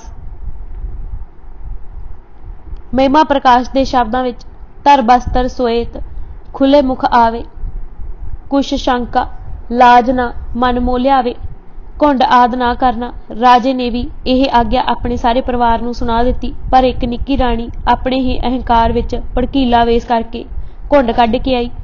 महाराज ने घुंड विच आउंदी राणी देख के बचन कीते, यह कौन बावरी है जो गुरु घर की मर्यादा नहीं जानती। फिर जे दर्शन ही नहीं सू करना तो आई किस लिए। यह कमली किस कारण आई जो हमरे दर्शन नह पाई। इन्हां वाकां दा होना ही सी कि वह कमली हुई जंगलों वाल नस गई। बहुत भाल की पर ना मिली। राजा कुर चिर होर सिख मत दृढ़ करके वापस चला गया। सावण मल नूं सोझी। सावण मल ने सिद्धि की पाई, पहाड़ों विच अपनी ही सिक्खी चला दी। लोकी उसकी शक्ति तो डरन लगे। उसने दुनियावी ख्वाहिशां लई यह बख्शिश वरतनी आरंभ कर दी। गुरु जी ने वापस बुलाया पर वह ना आया। फिर जद उचेचा स्नेहा लैके मेवड़ा पुज्जा तां उस हंकार विच यह कह दिता कि यह रुमाल ही तां दिता सन, तू वापस ले जा। सिख रुमाल वापस ले आया। गुरु दा हथ सिर तो उठना ही सी कि सब शक्तियां नस भज गईयां। व्याकुल हो गया। हुण लज्जा भी आए सू पर गुरु दरबार आउंदियां झिझके निम्मो झूना होके लंगर की सेवा विच आ लगा। झूठे भांडे मांजन लगा। मन स्वच्छ होया तां गुरु जी ने फिर बरकतां नाल निवाज सिक्खी दृढ़ कराउण लई पहाड़ां वल ही भेजिया। भाई सावण मल ने यह समझ लिया सी कि यह आत्मिक शक्तियां भी संसारिक पदार्थां वांग हन अते मन मर्जी लई वरतणीआं हन। ज्यों-ज्यों वरते हंकार विच फुलिया ना समाए। गुरु ने सब खिच लईआं तां सखना हो गया। फिर समझ आई कि असल मार्ग तां जगत नूं उस वल लाउणा है, ना कि निज लई वरतना है। सेवा करके फिर सोझी मिली कि सिद्धियां नूं हाउं दी पूर्ति लई कदे नहीं वरतना, सब गुर सेवा लई लाउणीआं हन। सच निसच। ਗਿਆਨੀ ठाकुर सिंह जी ਦੇ ਲਿਖੇ ਅਨੁਸਾਰ सच निसच ਪਿੰਡ ਮਦਰਾਕਾ ਜ਼ਿਲ੍ਹਾ ਲਾਹੌਰ ਦੇ ਰਹਿਣ ਵਾਲੇ ਸਨ। ਹਕੀਮੀ ਕਰਦੇ ਸਨ। ਆਪ ਜੀ ਨੂੰ ਹਜੀਰਾਂ ਦੇ ਰੋਗ ਨੇ ਗ੍ਰਸ ਲਿਆ। ਲੱਖ ਇਲਾਜ ਕਰਾਏ ਪਰ ਠੀਕ ਨਾ ਹੋਇਆ। ਸੰਗਤ ਨਾਲ ਗੁਰੂ ਜੀ ਦੇ ਦਰਸ਼ਨਾਂ ਨੂੰ ਆਇਆ। ਸੇਵਾ ਵਿੱਚ ਜੁਟ ਗਿਆ। ਗੁਰੂ ਦੇ ਚਰਨਾਂ ਦੇ ਜੋੜੇ ਨੂੰ ਤਨ ਨਾਲ ਛੂਹਿਆ। ਸਭ ਰੋਗ ਦੂਰ ਹੋ ਗਏ। ਹੁਣ ਗੋਇੰਦਵਾਲ ਟਿਕ ਗਿਆ ਅਤੇ ਗੁਰੂ ਦਾ ਹੀ ਹੋ ਕੇ ਰਹਿ ਗਿਆ। ਸੇਵਾ ਕਰਦਾ, ਲੱਕੜਾਂ ਢੋਂਦਾ, ਹੁਕਮ ਪਾਲਦਾ, ਮੁੱਖੋਂ ਸੱਚ ਨਿਸੱਚ ਹੀ ਬੋਲਦਾ। ਨਾ ਹੀ ਸੱਚ ਨਿਸੱਚ ਪੈ ਗਿਆ। ਕਿਤਨੀ ਸੇਵਾ ਕਰਦਾ ਸੀ, ਉਸ ਦੀ ਉਗਾਹੀ ਸੂਰਜ ਪ੍ਰਕਾਸ਼ ਨੇ ਭਰੀ ਹੈ। ਈਦਨ ਅੰਨ ਹੈ ਆਈ ਸਮਾਨੇ, ਜੋ ਸਿੱਖ ਕਹਿ ਹੈ ਸੋ ਫੇਰੈ ਨਾਹੀ। ਇੱਕ ਵਾਰੀ ਲੱਕੜਾਂ ਪਏ ਕੱਢਦੇ ਸਨ ਕਿ ਇੱਕ ਔਰਤ ਨੇ ਆਪ ਜੀ ਨੂੰ ਘੇਰ ਲਿਆ ਅਤੇ ਗੱਲ ਹੀ ਚੰਬੜ ਗਈ। ਸਰੀਰ ਭਰਵਾਂ ਸੀ। ਛੁਡਾ ਕੇ ਗੁਰੂ ਜੀ ਪਾਸ ਹਾਜ਼ਰ ਹੋ ਕੇ ਸਾਰੀ ਵਿਥਿਆ ਦੱਸੀ। ਗੁਰੂ ਜੀ ਨੇ ਦੱਸਿਆ ਕਿ ਇਹ ਉਹ ਹੀ ਰਾਣੀ ਹੈ ਜੋ ਕਮਲੀ ਹੋਈ ਨੱਸ ਗਈ ਸੀ। ਭਾਈ ਜੀ ਇਸ ਵਾਰੀ ਜਦ ਜੰਗਲਾਂ ਨੂੰ ਗਏ ਤਾਂ ਗੁਰੂ ਜੀ ਦੇ ਚਰਨਾਂ ਦੀ ਇੱਕ ਖੜਾਮ ਆਗਿਆ ਪਾ ਕੇ ਨਾਲ ਲੈ ਗਏ। ਉਹ ਇਹ ਸਮਝਦੇ ਸਨ ਕਿ ਜੇ ਛੋੜਾ ਛੂਹਣ ਨਾਲ ਉਹਨਾਂ ਦੀ ਗੰਭੀਰ ਰੋਗ ਦੂਰ ਹੋ ਗਿਆ ਤਾਂ ਇਹ ਕੀ ਔਖਾ ਹੈ। ਜਦ ਫਿਰ ਉਹ ਰਾਣੀ ਨੇੜੇ ਆਈ ਤਾਂ ਇਹਨਾਂ ਖੜਾਓ ਛੁਹਾਈ। ਰਾਣੀ ਹੋਸ਼ ਸੰਭਲੀ। ਆਪ ਜੀ ਨੇ ਆਪਣਾ ਕੰਬਲ ਉਸ ਵੱਲ ਸੁੱਟਿਆ ਅਤੇ ਉਹ ਕੰਬਲ ਵਿੱਚ ਲਿਪਟੀ ਗੁਰੂ ਚਰਨਾਂ ਤੇ ਆ ਡਿੱਗੀ। ਗੁਰੂ ਜੀ ਨੇ ਉਸ ਦੀ ਸ਼ਾਦੀ ਇਸੇ ਭਾਈ ਸੱਚ ਨਿਸੱਚ ਨਾਲ ਕਰ ਦਿੱਤੀ। ਦੂਜੀ ਖੜਾਮ ਬਖਸ਼ਿਸ਼ ਕਰਕੇ ਦੇ ਦਿੱਤੀ। ਪ੍ਰਭ ਕੌਸ ਭਾਵ ਦੂਜੇ ਕੋ ਦਿਆ। ਭਾਵ ਸੀ ਕਿ ਜੀਵਨ ਦੀ ਦੌੜ ਇੱਕ ਪੈਰ ਨਾਲ ਨਹੀਂ, ਦੋਹਾਂ ਨਾਲ ਤੈਅ ਕੀਤੀ ਜਾਂਦੀ ਹੈ। ਇੱਕ ਜੁੱਤੀ ਦਾ ਪੈਰ ਕਿਸੇ ਕੰਮ ਦਾ ਨਹੀਂ। ਇੱਕ ਗੁੰਮ ਗਿਆ ਤਾਂ ਦੂਜਾ ਕੋਈ ਨਹੀਂ ਵਰਤਦਾ। ਦੋਹੇ ਇਕੱਠੇ ਰਹਿਣਗੇ ਤਾਂ ਹੀ ਜੀਵਨ ਪੰਧ ਸੁਖਾਲੇ ਮੁਕਾਇਆ ਜਾ ਸਕੇਗਾ। ਪਿੱਛੋਂ ਜਦ ਮੰਜੀਆਂ ਦੀ ਬਖਸ਼ਿਸ਼ ਹੋਈ ਤਾਂ ਭਾਈ ਸੱਚ ਨਿਸੱਚ ਫਿਰੋਜ਼ਪੁਰ ਪਿੰਡ ਸੇਖੋਂ ਆ ਗਏ। ਉੱਥੇ ਸਿੱਖੀ ਦਾ ਪ੍ਰਚਾਰ ਕਰਦੇ ਰਹੇ। ਸੇਖੋਂਪੁਰ ਪ੍ਰਸਿੱਧ ਹੈ। ਅਬਲੋ ਕਈ ਪਹਿਲਵਾਨ ਇਹਨਾਂ ਦੇ ਘਰਾਣੇ ਦੇ ਹੀ ਹੋਏ। ਅਤੀ ਸੁੰਦਰ ਨਗਰੀ ਵਸੀ। ਵੱਖ-ਵੱਖ ਜਾਤਾਂ ਦੇ ਲੋਕ, ਜਿਨ੍ਹਾਂ ਦੀ ਗਿਣਤੀ 22 ਤੱਕ ਲਿਖੀ ਹੈ, ਗੋਇੰਦਵਾਲ ਆ ਵਸੇ। ਗੋਇੰਦਵਾਲ ਵਪਾਰ ਦਾ ਵੀ ਕੇਂਦਰ ਬਣ ਗਿਆ। ਦੁਕਾਨਾਂ ਅਤੇ ਬਾਜ਼ਾਰ ਬਣ ਗਏ। ਰਹਿਣ ਲਈ ਸੁੰਦਰ ਹਵੇਲੀਆਂ ਅਤੇ ਮਕਾਨ ਬਣ ਗਏ। ਰਾਹ ਜਾਂਦੇ ਯਾਤਰੂਆਂ ਲਈ ਧਰਮਸ਼ਾਲਾਵਾਂ, ਰਹਿਣ ਬਸੇਰੇ ਵੀ ਉਸਰ ਗਏ। ਸੰਗਤਾਂ ਵਿੱਚੋਂ ਵੀ ਜੋ ਜਿਤਨੀ ਦੇਰ ਚਾਹੇ ਹੁਣ ਉੱਥੇ ਟਿਕ ਸਕਦਾ ਸੀ। ਪੱਕੇ ਟਿਕਾਣੇ ਵੀ ਕਈਆਂ ਨੇ ਬਣਾ ਲਏ। ਜੋ ਵੀ ਇਮਾਰਤੀ ਲੱਕੜੀ ਰਾਜਾ ਭੇਜਦਾ ਸੀ, ਜਿਤਨੀ ਜਿਸਨੂੰ ਚਾਹੀਦੀ ਹੁੰਦੀ, ਆਪ ਜੀ ਵੰਡ ਦਿੰਦੇ ਸਨ।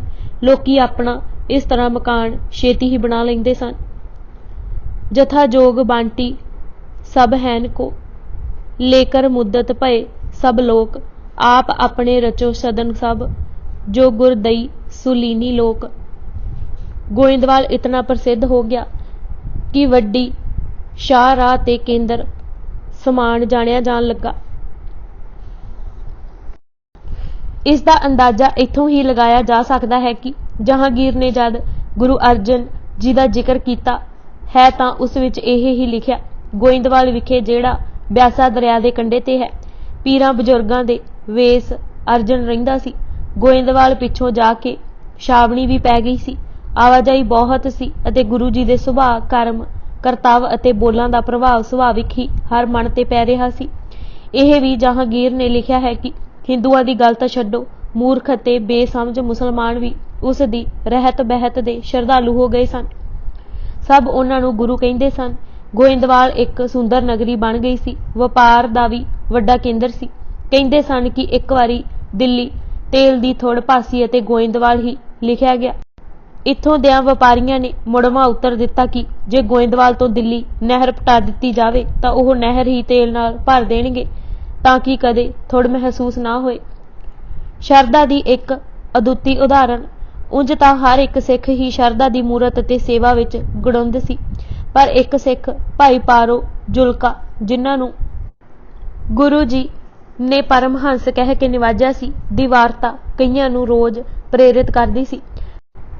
ਭਾਈ ਪਾਰੋ ਜੀ ਡੱਲਾ ਨੇੜੇ ਸੁਲਤਾਨਪੁਰ ਦੁਆਬਾ ਦੇ ਰਹਿਣ ਵਾਲੇ ਸਨ। ਧਰਮ ਕਿਰਤ ਕਰ ਛਕੇ ਛਕਾਵੇ, ਰਹੇ ਅਲੇਪ ਕਮਲ ਜਿਉ ਭਾਵੇ। ਪੂਰਨ ਗਿਆਨ ਨੂੰ ਪ੍ਰਾਪਤ ਗੁਰੂ ਦੇ ਦਰਸ਼ਨਾਂ ਕਰਕੇ ਹੋਇਆ। गुरु अंगद देव जी कोलों उस परमहंस कैसे होइंदा है पुछिया सी।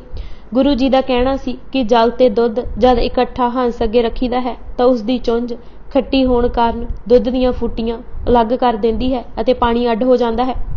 इस तरह गुरु का शब्द जो हृदय में बसा लैंदा है उसकी बुद्धि विच विचार आण प्राप्त हुंदा है। सोए उन की चुंझ है। देह अते आत्मा जो इकट्ठे जापदे हन इन्हां दी असलीयत जाण लैंदा है। देह अनित है, आत्मा सत है, चेतन है, आनंद रूप है। परमहंस ओह है जो आप नूं शरीर तो भिन्न जाने। जे आप नूं शरीर तो न्यारा जानेगा तो शरीर दे रसां वास्ते पाप नहीं करेगा। जिवें कमल है रहिंदा पानी विच है पर उस नूं जल दा स्पर्श नहीं हुंदा, तिवें परमहंस रहिंदे जगत विच ही हन पर ध्यान उन्हां दा आत्मा वल हुंदा है। दुखां सुखां दा सोग हरख नहीं करदे, वर्तन बेशक होरनां वांग करदे हन पर जगत नूं सुपना वित जाणदे हन, बंधन नहीं हुंदे। भाई जी ने ऐसा ही जीवन बना लिया सी, जगत दा विहार करदे पर मन सतगुर दे चरनां विच ही सी। ग्रह भीतर उदास सन। नित गुरु अमरदास जी दे दर्शनां नूं घोड़े ते चढ़ के आउंदे, भावें झक्खड़ होए भावें तूफान, दरिया पार करदे पाठ करी जांदे। ऐसी मस्ती विच पाठ करदे आउंदे कि पंछी भी अपने आलियां विच शांत हो जांदे। एक वारी गुरु दर्शनां नूं गोइंदवाल आ रहे सन कि डिठा ने कि ब्यास विच हड़ आया होया है। ब्यास दे किनारे जलंधर दा नवाब अब्दुल्ला अपनियां फौजां समेत खड़ा हड़ विच ठिल पैण दी उड़ीक करदा पिया सी। ओह देख हैरान होया। भाई पारो जी आए अते उन्हां गुरु दा नां लैके घोड़ा ठेल दिता। दर्शन करके जद पारो जी वापस मुड़े तां नवाब ने रोक के पुछया कि ऐसा किहड़ा गुरु है जिस दे दर्शनां दी तांग तुहानूं कुछ खिण पल भी नहीं रोक सकी। पारो जी ने दस्सिया कि ओह गुरु अमरदास जी हन जो गुरु नानक दी गद्दी ते बैठे हन। अब्दुल्ला ने दर्शन कराउण लई बेनती कीती तां भाई जी ने कहा, यह लश्कर संग लिए किम जाए जो सब विभूत तज देह परवाह, तब हम संग चलो करो दीदार। उसने उसे वेले अपने पुत्रां नूं सौंपणी कीती अते गुरु चरनां ते आ टिठा। दर्शन करदे ही मौला सो टाका मन पीना, ऐसी लगन लगी कि ना ही अल्लाह यार पै गया। अल्लाह शाह भी इसे नूं कहिंदे हन। गुरु जी ने इसे अल्लाह यार नूं पिछों मंजी दी बख्शिश भी कीती। भाई पारो जी दी करनी ते निहाल होके गुरु पातशाह ने उन्हां नूं परमहंस भी कहा सी। एक वारी तां इतने प्रसन्न होए कि उस नूं गुरगद्दी दी जिम्मेवारी देनी चाही। भाई जी ने हथ जोड़ के निमरता भाव विच कहा, मोको गुरसिੱਖੀ मन भावे, गुरियाई सतगुर है सुहावे। यह कह चरण पर गिर पिया, मोहे सिख रखो सतगुर कर दिया। भाई पारो जी ने ही विसाखी दे मेले ते पुरब दी मर्यादा चलाउण दी आग्या लई सी। इन्हां दी कुल विचों ही भाई नारायण दास जी होए जिन्हां अपनी बच्ची दमोदरी जी दा रिश्ता संगत विच गुरु हरगोबिंद जी नाल करन दी जाचना कीती सी अते गुरु जी ने प्रवान कीता सी। उस समय गुरु जी ने ही फरमाया सी, सानू तां किसे निरहंकारी दी कन्या चाहिदी है। हम है मिल है को निरहंकारा। तां भाई नारायण दास जी ने अपनी बच्ची दा लड़ पकड़ाउण दी बेनती कीती सी। ऐसे सिखां दीआं घालनावां देख के ही अनेका गुरु दर वल खिचे आउंदे सन। प्रथमै देग मह जाए को भोजन को आवे।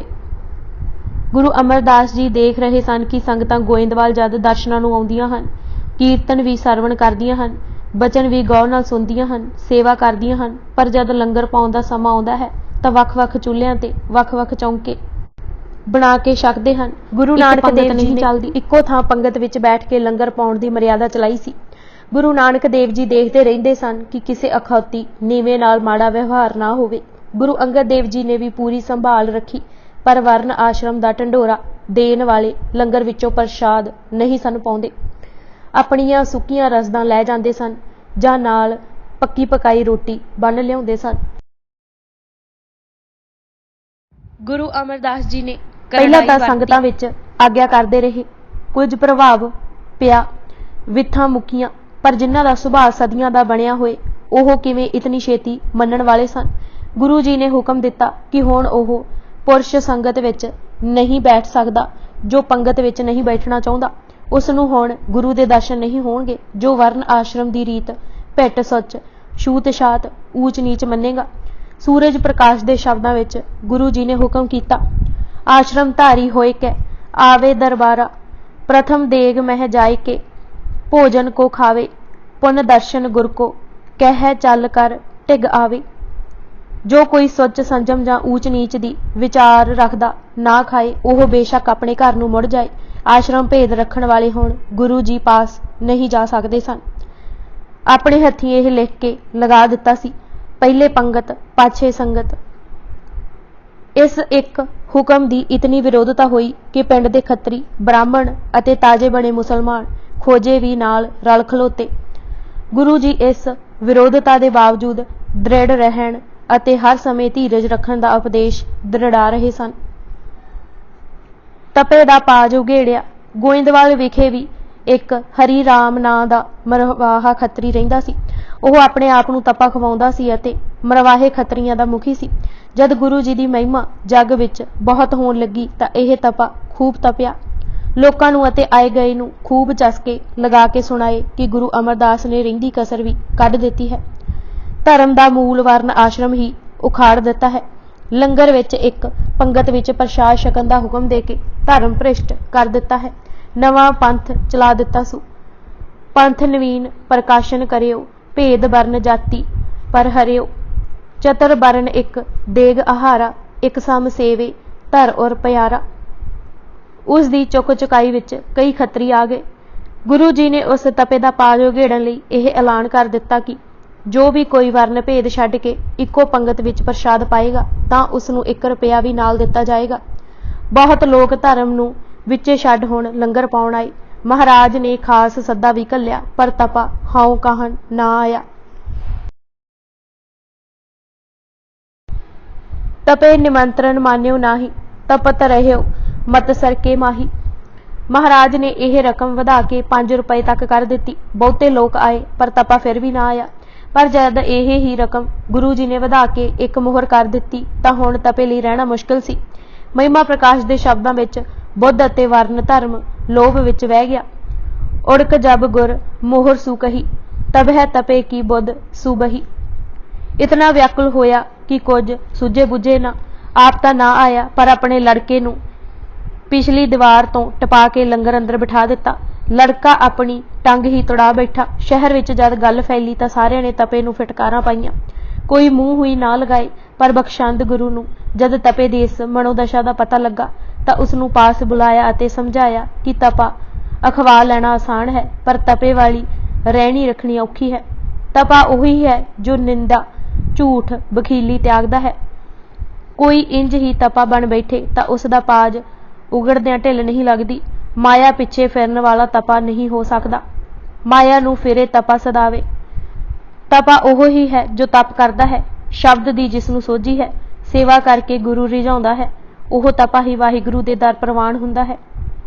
ਸੋ ਤਪਾ ਜੀ ਇਹ ਤਪ ਘਾਲੇ, ਸਤਿਗੁਰ ਨੌ ਮਿਲੇ ਸ਼ਬਦ ਸੰਭਾਲੇ। ਸਤਿਗੁਰ ਕੀ ਸੇਵਾ ਇਹ ਤਪ ਪ੍ਰਵਾਨ, ਨਾਨਕ ਸੋ ਤਪਾ ਦਰਗਾਹੇ ਪਾਵੇ ਮਾਣ। ਗੁਰੂ ਰਾਮਦਾਸ ਜੀ ਨੇ ਵੀ ਪਿੱਛੋਂ ਇਸ ਇਤਿਹਾਸਿਕ ਘਟਨਾ ਨੂੰ ਆਪਣੀ ਬਾਣੀ ਵਿੱਚ ਯਾਦ ਵਜੋਂ ਲਿਖਦੇ ਉਚਾਰਿਆ ਕਿ ਉਹ ਤਪਸਵੀ ਨਹੀਂ ਹੋ ਸਕਦਾ ਜੋ ਮਾਇਆ ਲਈ ਭਟਕਦਾ ਫਿਰੇ। ਇਸ ਤਪੇ ਵੱਲ ਦੇਖੋ, ਪਹਿਲਾਂ ਇੱਜ਼ਤ ਨਾਲ ਬੁਲਾਇਆ ਨਹੀਂ ਆਇਆ, ਇੱਜ਼ਤ ਨਾਲ ਭੇਟਾ ਵੀ ਨਹੀਂ ਲਈ पर छुप के इसने पुत्र नूं पंगत विच बिठला दिता। नगर दे मुखिया नूं तपे दा लोभ लहर विच गर्क जाण दा जद पता लगा तां ओह खूब हसे कि यह काहदा तपा है। जिथे थोड़ा धन देखदा है उत्थे जांदा नहीं अते बहुता धन वेख अपना मिथ्या धर्म जिस लई ओह लड़दा सी, लोकां नूं चुकदा सी, सब गवा बैठा। यह तपा जो अपने आप नूं हर थां तपा तपा खवाउंदा सी, गुरु अमरदास जी ने इक्को वारी उसका अंदरला लालच अते पाप प्रगट कर दिखला दिता। हर अंदरला पाप पंचा नो उगा कर वेख खा लिया। खोजियां दा खौरू। तपे दा पाज उगाड़न नाल खतरी तां चुप कर गए पर खोजियां ने अत चुक लई। यह खोजे सरवरीए हुंदे सन। नवे मुसलमान बनने वाले पहला सरवरीए ही बनते सन। सरवरियां दा एक ठिकाना तरन तारण दे लागे 5 कुल मील ते सी। ਕਰਤਾਰਪੁਰ ਰਾਵੀ ਤੋਂ ਖਡੂਰ ਸਾਹਿਬ ਗੁਰੂ ਪਾਤਸ਼ਾਹ ਦਾ ਟਿਕਾਣਾ ਲਿਆਉਣ ਦਾ ਇੱਕ ਕਾਰਨ ਸਰਵਰੀਆਂ ਦੇ ਪ੍ਰਭਾਵ ਤੋਂ ਜਨਤਾ ਨੂੰ ਬਚਾਉਣਾ ਸੀ। ਖੋਜੇ ਸਰੀ ਸਰਵਰ ਦੀਆਂ ਮੰਨਤਾਂ ਹਰ ਵੀਰਵਾਰ ਦੀ ਰਾਤ ਨੂੰ ਭੁੰਜੇ ਸੌਂ ਕੇ ਉਤਾਰਦੇ ਹਨ ਅਤੇ ਨਵੀਂ ਸੂਈ ਗਾਂ ਮੱਝ ਦੇ ਦੁੱਧ ਦੀ ਖੀਰ ਰਿੰਨ ਕੇ ਉਸ ਦੀ ਮੜੀ ਤੇ ਲੈ ਜਾਂਦੇ ਹਨ। ਜਦ ਖੋਜਾਂ ਡਿੱਠਾ ਕਿ ਮੁਸਲਮਾਨ ਵੀ ਗੁਰੂ ਦਰ ਵੱਲ ਖਿੱਚੇ ਆ ਰਹੇ ਹਨ ਅਤੇ ਪ੍ਰਭਾਵ ਦਾ ਖੇਤਰ ਬਹੁਤ ਵੱਧ ਰਿਹਾ ਹੈ, ਤਾਂ ਉਹਨਾਂ ਗੋਇੰਦਾ ਮਰਵਾਹੇ ਦੇ ਪੁੱਤਰਾਂ ਨੂੰ ਨਾਲ ਲੈ ਕੇ ਸਿੱਖਾਂ ਉੱਤੇ ਨਿੱਕੇ ਮੋਟੇ ਹੱਲੇ ਕਰਨੇ ਸ਼ੁਰੂ ਕੀਤੇ। ਜਦ ਸਿੱਖ ਸਵਾਣੀਆਂ ਪਾਣੀ ਭਰਨ ਜਾਂਦੀਆਂ ਤਾਂ ਇਹਨਾਂ ਦੇ ਸਿੱਖੇ ਸਿਖਾਏ ਖੋਜੇ ਮੁੰਡੇ ਗਲੇਲਾਂ ਨਾਲ ਮਹਾਰਾਜ ਜੀ ਨੂੰ ਜਦ ਦੱਸਿਆ ਗਿਆ ਤਾਂ ਉਹਨਾਂ ਨੇ ਮਸ਼ਕਾਂ ਬਣਾਉਣ ਦੀ ਆਗਿਆ ਕੀਤੀ।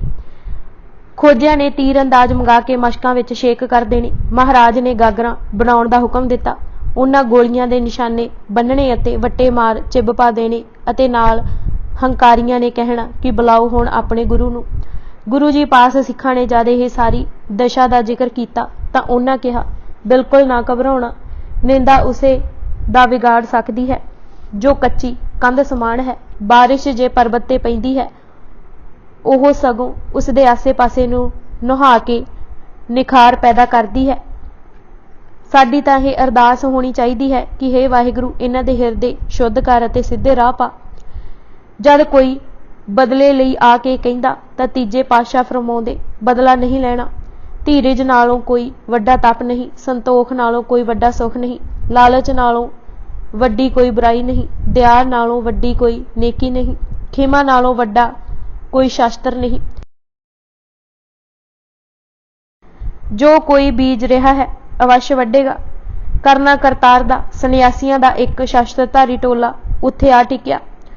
ਗਿੱਜੇ ਹੋਇਆਂ ਨੇ ਗਲੇਲਾਂ ਚਲਾਈਆਂ। ਸੰਨਿਆਸੀਆਂ ਦੇ ਆਗੂ ਦੀ ਅੱਖ ਵਿੱਚ ਇੱਕ ਢੀਮ ਜਾ ਵੱਜੀ।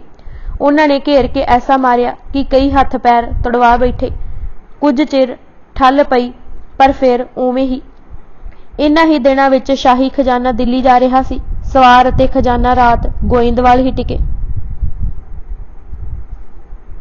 ਹਨੇਰੀ ਐਸੀ ਆਈ ਕਿ ਖੱਚਰਾਂ ਜਿਨ੍ਹਾਂ ਤੇ ਖੁਰਜੀਆਂ ਖਜ਼ਾਨੇ ਦੀਆਂ ਲੱਗਦੀਆਂ ਸਨ ਖੁੱਲ੍ਹ ਗਈਆਂ। ਵਿਗੜੀ ਆਦਤ ਵਾਲਿਆਂ ਨੇ ਇੱਕ ਖੱਚਰ ਖਿੱਚ ਕੇ ਚੋਰੀ ਆਪਣੀ ਹਵੇਲੀ ਪਾ ਲਈ। ਜਦ ਸਵੇਰੇ ਗਿਣਤੀ ਹੋਈ ਤਾਂ ਇੱਕ ਘੱਟ ਢੂੰਡ ਭਾਲ ਹੋਈ। ਖੱਚਰ ਕਿਵੇਂ ਛਿਪੇ ਉਹ ਹੀਂਗ ਪਈ। ਖੱਚਰ ਸ਼ੇਖਾਂ ਦੇ ਘਰ ਸੀ। ਸ਼ਾਹੀ ਸਵਾਰਾਂ ਸਭ ਨੂੰ ਪਕੜ ਮੰਗਵਾਇਆ, ਹੱਥ ਪੈਰ ਵੱਢ ਸੁੱਟੇ। ਕੁਝ ਨੂੰ ਬੰਨ ਨਾਲ ਦਿੱਲੀ ਲੈ ਗਏ। ਮਹਿਮਾ ਪ੍ਰਕਾਸ਼ ਅਨੁਸਾਰ ਮਰਵਾਹਾ ਦੇ ਇੱਕ ਪੁੱਤਰ ਨੂੰ ਫਾਂਸੀ ਵੀ ਦਿੱਤੀ ਗਈ। ਦੂਜਾ ਵੀ ਫਾਂਸੀ ਚੜ੍ਹ ਜਾਣਾ ਸੀ, ਪਰ ਉਸ ਦੀ ਮਾਂ ਦੂਜੇ ਨੂੰ ਲੈ ਕੇ ਗੁਰੂ ਦੇ ਚਰਨਾਂ ਵਿੱਚ ਆ ਗਈ ਅਤੇ ਉਹ ਮਰਨੋਂ ਬਚ ਗਿਆ। ਵੇ ਕਰ ਵਿਚਾਰ ਸਤਿਗੁਰ ਪਹਿ ਗਈ, ਲੈ ਲੜਕਾ ਚਰਨ ਪਰ ਪਈ। ਗਿਆਨੀ ਗਿਆਨ ਸਿੰਘ ਜੀ ਦਾ ਤਵਾਰੀਖ ਗੁਰੂ ਖਾਲਸਾ ਵਿੱਚ ਕਥਨ ਹੈ ਕਿ ਸਾਰੇ ਖੋਜੇ ਪਿੰਡ ਛੱਡ ਗਏ, ਕੁਝ ਤਾਂ ਫਤਿਆਬਾਦ ਚਲੇ ਗਏ ਅਤੇ ਬਾਕੀ ਕਹਾਣੀ ਘਰੋਟੀ ਜਾ ਵਸੇ। ਜਦ ਕਿਸੇ ਨੇ ਗੁਰੂ ਜੀ ਨੂੰ ਕਿਹਾ ਕਿ ਦੇਖੋ ਕੀ ਸਜ਼ਾ ਮਿਲੀ ਹੈ ਤਾਂ ਮਹਾਰਾਜ ਨੇ ਇਤਨਾ ਹੀ ਫਰਮਾਇਆ, ਸ਼ੇਖਾ ਕਿਉਂ ਪਰਮੇਸ਼ਰ ਫੜਿਆ ਹੈ, ਅਸਾਡੇ ਤੇ ਵਸ ਕਿਛ ਨਾਹੀ। ਜਾਤ ਕਾ ਗਰਭ ਨਾ ਕਰ ਮੂਰਖ ਗਵਾਰਾ। ਇੱਕ ਪੰਡਿਤ ਦਰਸ਼ਨਾਂ ਨੂੰ ਆਇਆ। ਹੁਣ ਹੁਕਮ ਹੋ ਚੁੱਕਾ ਸੀ ਕਿ ਕੋਈ ਦਰਸ਼ਨ ਨਹੀਂ ਕਰ ਸਕਦਾ ਜਿਸ ਪ੍ਰਸ਼ਾਦ ਪੰਗਤ ਵਿੱਚ ਬੈਠ ਕੇ ਨਹੀਂ ਪਾਇਆ। ਪੰਡਿਤ ਬਰਨ ਰਖੇ ਦਾ ਬਹਾਨਾ ਪਾ ਕੇ ਪੰਗਤ ਵਿੱਚੋਂ ਬਗੈਰ ਖਾਦੇ ਹੀ ਉੱਠ ਬੈਠਾ ਅਤੇ ਸਾਥ ਨਾਲ ਉੱਥੇ ਤਰਕ ਸੰਗਤ ਉਠਾ ਬੈਠਾ ਕਿ ਤੁਸਾਂ ਵਰਨ ਆਸ਼ਰਮ ਦੀ ਬੱਝੀ ਮਰਿਆਦਾ ਕਿਉਂ ਭੰਗ ਕੀਤੀ। ਮਹਾਰਾਜ ਨੇ ਕਿਹਾ, ਪੰਡਿਤ ਜੀ, ਸਾਰੇ ਬ੍ਰਹਮ ਚੋਂ ਉਪਜਣ ਕਰਕੇ ਉਸ ਦੇ ਜਾਏ ਹਾਂ। ਮਨੁੱਖ ਦੇ ਅੰਦਰਲੇ ਦੀ ਏਕਤਾ ਹੈ, ਫਿਰ ਤੱਤ ਸਭਨਾਂ ਦੇ ਇੱਕੋ ਜਿਹੇ। ਕਰਮਾਂ ਕਰਕੇ ਤਾਂ ਕੋਈ ਉਸ ਦੇ ਨੇੜੇ ਜਾਂ ਦੂਰ ਹੋ ਸਕਦਾ ਹੈ, ਪਰ ਅਸੀਂ ਕੌਣ ਹਾਂ ਕਿਸੇ ਨੂੰ ਦੂਰ ਕਰਨ ਵਾਲੇ। ਇਹ ਜੋ ਜਾਤ ਦਾ ਫਰਕ ਹੈ, ਇਹ ਹੀ ਅਹੰਕਾਰ ਦੀ ਜੜ ਹੈ। ਕੋਈ ਇਹ ਆਖੇ ਕਿ ਉਹ ਬ੍ਰਹਮ ਦੇ ਘਰ ਪੈਦਾ ਹੋਣ ਕਾਰਨ ਮੁਕਤ ਹੋ ਜਾਵੇਗਾ ਤਾਂ ਇਹ ਉਸ ਦਾ ਭੁਲੇਖਾ ਹੈ, ਭਰਮ ਹੈ। ਬ੍ਰਹਮ ਗਿਆਨ ਤੋਂ ਬਿਨਾਂ ਕੋਈ ਬ੍ਰਾਹਮਣ ਨਹੀਂ ਹੋ ਸਕਦਾ। ਫਿਰ ਸ਼ਬਦ ਉਚਾਰਿਆ ਜੋ ਗੁਰੂ ਗ੍ਰੰਥ ਸਾਹਿਬ ਵਿਖੇ ਭੈਰਿਓ ਰਾਗ ਵਿੱਚ ਦਰਜ ਹੈ। जात का गर्भ न करे है कोई, ब्रह्म विदेशो ब्राह्मण होई। जात का गर्भ न कर मूर्ख गवारा, इस गर्भ ते चल है बहुत विकारा। पंडित फिर कहन लगा कि वरत भी तुसां वर्ज दिते हन। एकादशी विष्णु दी है, द्वादशी 52 अवतारां दी, 9वीं देवी दी अते 10वीं दिगपालां दी है। गुरु अमरदास जी ने फरमाया, सिख लई हर समय ही वर्त दी आग्या है। नौवीं दा वर्त कादा जे सच दा नेम नहीं है। 10वीं दा वर्त फजूल है जे 10 इंद्रे वस नहीं। एकादशी यही ही है कि एक बिना होर किसे नूं ध्यान विच ना लियावे। दुआशी यह है कि विकारां नूं धावण ना देवे। ऐसे वर्त नाल मन पतीजेगा, धावना मुकेगी, मन अनुभव दे घर चला जाएगा। श्लोक उचारिया। नौवीं नेम सच जे करे, काम क्रोध तृष्णा उचरे। 10वीं दसे द्वार जे ठाके, एकादशी एक कर जाने। द्वादशी पंच वस गत कर राखे, त्यों नानक मन माने। पंडित जी असां सिखां नूं यह वर्त दे दिता है, होर किसे वर्त दी गुंजाइश ही नहीं। ऐसा वर्त रहीजै पांडे, होर बहुत सिख किया दीजै। गुरु पातशाह ने फरमाया, किसे पासे भेखां दा अहंकार है, कोई जात दे अहंकार विच फिर रहा है, किसे नूं विद्या दा अहंकार है। यह सब अहंकारां विच सुते होए हन। जो किरत नूं हीणा करके जाणदा है, असां ऐसे हीणेपण नहीं रहण देणे। किरत दी उच्चता दी महिमा गुरु नानक ने गाई है। ਉਹ आप जान बुझ के मजदूर बने, हट्टी पाई, वाही कीती, नौकर होए, वपारी बने। उन्हां समझाया सी कि कोई भी अदुੱਤੀ ब्राह्मण दी पछाण ज्ञान दा सुरमा आ गया, जिस दे नैना विच पै गया, ਉਹ जाग जाएगा, फिर असलीयत पता लग जाएगी। जोगी ग्रह पंडित भेखधारी ਇਹ सुते अपने अहंकारी। चौह वर्ना विच जागे कोई, जमै काले ते छूटे सोई। कहत नानक जन जागे सोई, ज्ञान अंजन जाका नेत्री होए। दातू ਸਿੰਘਾਸਣ सिखाया। भाई संतोख सिंह जी ने बड़ी भावपूरत तुक लिखी है कि गुरु अमरदास जी का जस चारे पासे फैल गया। लोकी कामना रख के आउंदे, दर्शन करते, मुरादां पाउंदे अते जीवन हरा भरा करके मुड़दे। इस प्रकार गुरु को जस फैला, सुन सुन आए दर्श हित गैला। लोक अनेक कामना धारे, सब पावत जब रूप निहारे। पिंडां दे लोक वहीरां घत के आउंदे, दीवान विच गुरु शब्द सुणदे, लंगर अटुੱਟ वरतदा रहिंदा। कोई पकड़ ना देख के उन्हां विच होर खिच पैदा हुंदी। लोकां लई इह नवां तजरबा सी कि भलक लई घड़ियां विच पानी तक ना रखिया जाए। गुरु जी निमरता दे मूरत सन, हर निक्के वड्डे नाल प्यार करदे। बिना वितकरे वाला समाज उसरदा देख के लोक परतदे, इंज शोभा दूर दूर सब सुण के दातू जी कुड़दे। गुरु जी उसदियां लोड़ां उत्थे खडूर बैठियां दियां ही पूरीਆਂ करदे रहिंदे सन, पर उस ते गुरियाई प्राप्त करन दा विचार बल पा रिहा सी। दासू जी दा उस हर्ष देख लिया सी, इसलिए पहलां सिद्धि दे गुर प्राप्त करन लगा। कुछ सिद्धि सिख भी आया ते गद्दी लगा के बैठ गया। भाई गुरदास जी ने भी इस दा जिक्र कीता है। मंजी दास बहालियां दातू ਸਿੰਘਾਸਣ सिख आया। दातू जी यह समझते सन कि योग शक्ति का चमत्कार दिखा के लोगों को खिच पाई जा सकेगी। वह भुल गए कि गुरियाई तां दात अलाही है, इस दा योग सिद्धि करामात नाल कोई संबंध नहीं। जद लोकां फिर भी खडूर वाल मूँह ना कीता तां हुण खुशामदियां ने चुक्या कि यह गुरगद्दी उसदी है, होर किसे दा की संबंध है इस नाल।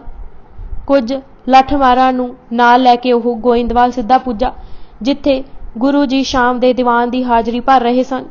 संगतां मिठे मिठे बचन सुन रहीआं सन। चारे पासे शांति का वातावरण छाया होया सी।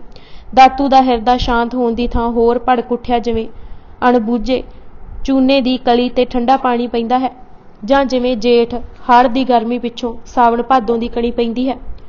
घोड़े तो लह तख्त लागे जा पुज्जा। क्रोध विच भखदे ने जोर की लत्त कढ मारी अते गुरु जी तख्त तो गिरदियां मसां ही बचे। धीरज की मूरत गुरु अमरदास जी ने उस समय दातू जी के पैर पकड़ लए अते कहा, तुसां इतनी क्यों खेचल कीती? किधरे पैर नूं चोट तां नहीं आई?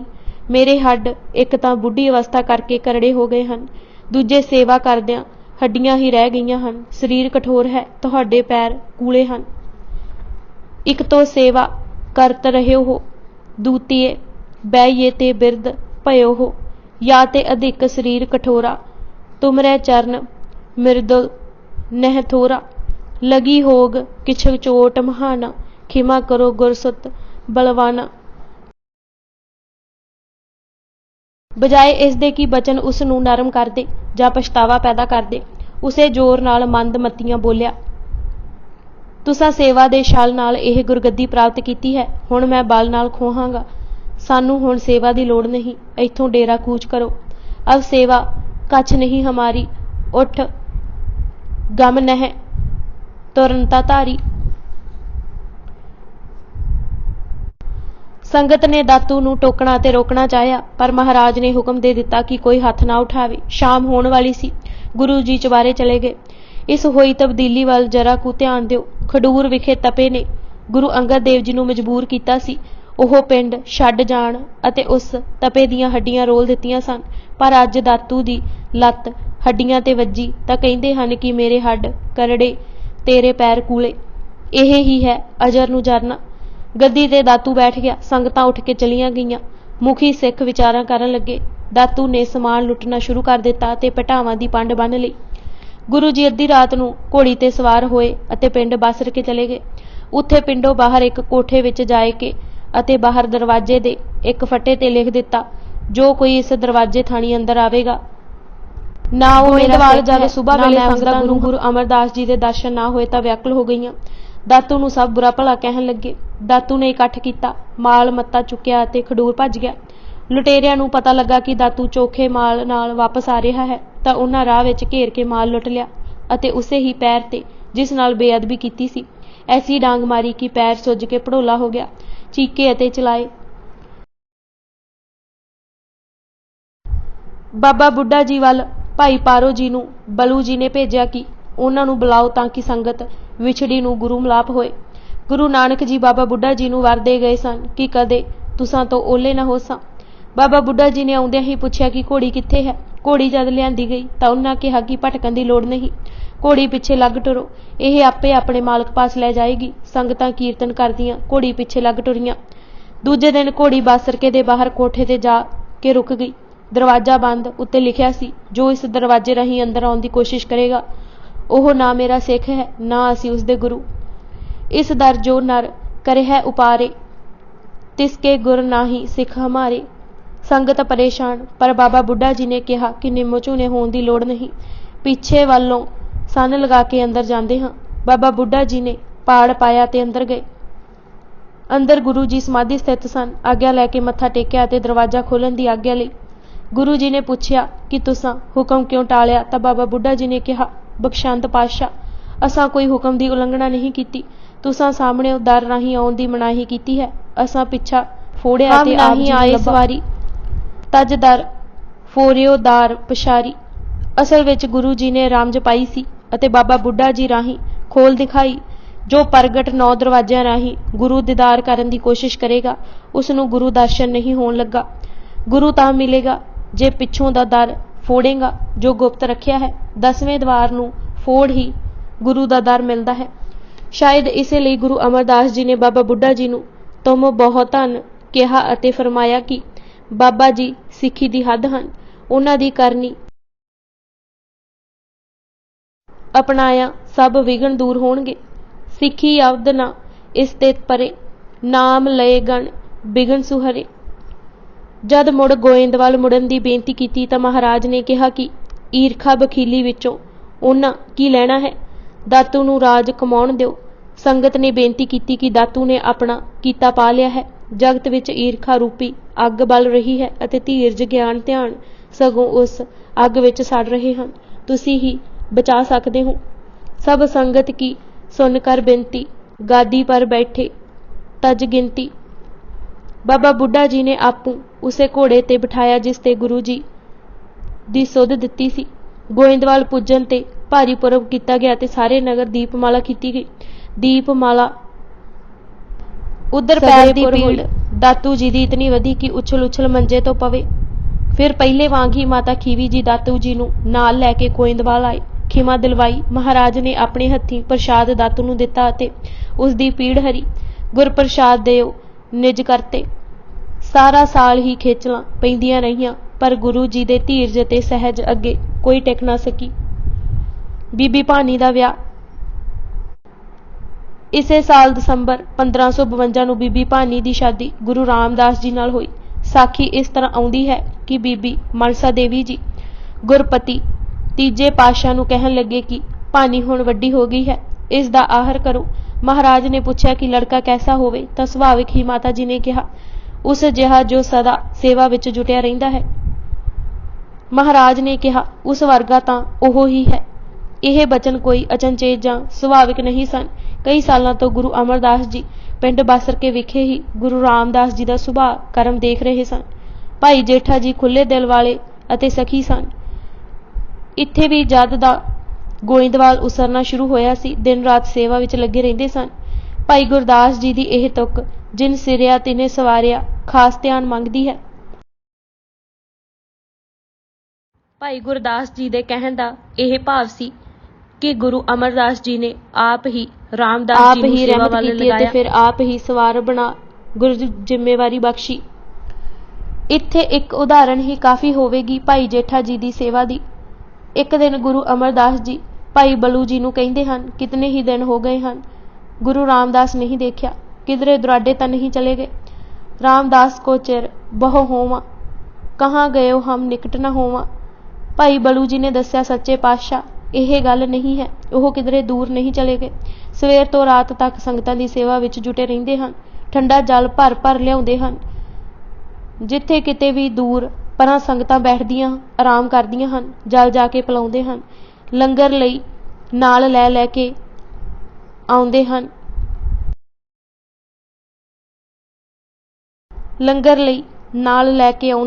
ਫਿਰ ਪੱਖਾ ਫੇਰਦੇ ਹਨ। ਰਾਤੀ ਲੰਗਰ ਦੇ ਬਰਤਨ ਸਾਫ਼ ਕਰਕੇ 2 ਘੜੀਆਂ ਆਰਾਮ ਕਰਦੇ ਹਨ। ਹੋਰ ਕੋਈ ਗੱਲ ਨਹੀਂ, ਸਿਰਫ ਇਹ ਕਾਰਨ ਹੈ ਸੇਵਾ ਤੋਂ ਹੀ ਸਮਾਂ ਨਹੀਂ ਮਿਲਦਾ। ਮੈਕਾਲਫ ਨੇ ਵੀ ਲਿਖਿਆ ਹੈ ਕਿ ਪਹਿਲੀ ਮਿਲਣੀ ਵਿੱਚ ਹੀ ਖਿੱਚ ਪੈਦਾ ਹੋ ਗਈ ਸੀ। ਮਹਾਰਾਜ ਨੇ ਕੋਲ ਬੁਲਾ ਕੇ ਪੁੱਛਿਆ ਸੀ ਕਿ ਬਾਸਰਕੇ ਛੱਡ ਇੱਥੇ ਕਿਉਂ ਆਏ ਹੋ।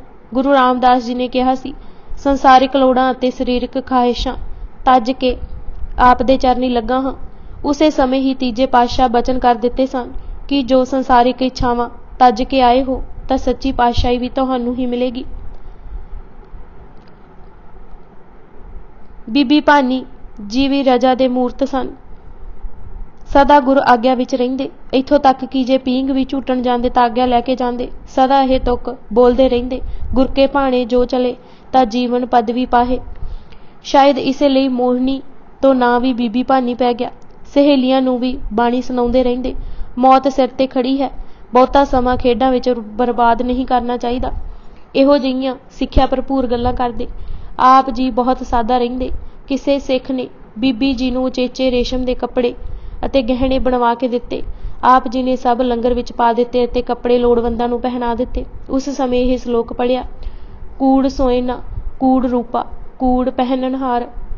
ਪਿਤਾ ਜੀ ਦੀ ਸੇਵਾ ਪਿਤਾ ਜਾਣ ਨਹੀਂ ਗੁਰੂ ਜਾਣ ਕੀਤੀ। ਮਹਿਮਾ ਪ੍ਰਕਾਸ਼ ਦੇ ਸ਼ਬਦ ਬੀਬੀ ਜੀ ਦੇ ਨਿੱਤ ਕਰਮ ਬਾਰੇ ਬੜੇ ਰੌਚਕ ਹਨ। ਜਬ ਪਹਿਰ ਰਾਤ ਰਹੇ ਅੰਮ੍ਰਿਤ ਵੇਲਾ, ਗੁਰ ਕਰੇ ਇਸ਼ਨਾਨ ਭਗਤ ਸੁਖ ਕੇਲਾ। ਤਿਸੀ ਸਮੇਂ ਬੀਬੀ ਜੀ ਦਰਸ਼ਨ ਕਰੇ, ਗੁਰੂ ਕੀ ਭਗਤ ਸਤ ਹਿਰਦੇ ਧਰੇ। ਬੀਬੀ ਭਾਨੀ ਅਤੇ ਭਾਈ ਜੇਠਾ ਜੀ ਦੀ ਇੱਕ ਐਸੀ ਅਨੁਪਮ ਜੋੜੀ ਬਣੀ ਜਿਸ ਇਤਿਹਾਸ ਦੀ ਧਾਰਾ ਹੀ ਬਦਲ ਦਿੱਤੀ। ਨਿਰੋਲ ਇੱਕ ਬੀਬੀ ਭਾਨੀ ਜੀ ਐਸੇ ਹਨ ਜੋ ਗੁਰੂ ਪੁੱਤਰੀ ਵੀ ਹਨ, ਗੁਰੂ ਪਤਨੀ ਵੀ ਅਤੇ ਗੁਰੂ ਜਨਨੀ ਵੀ।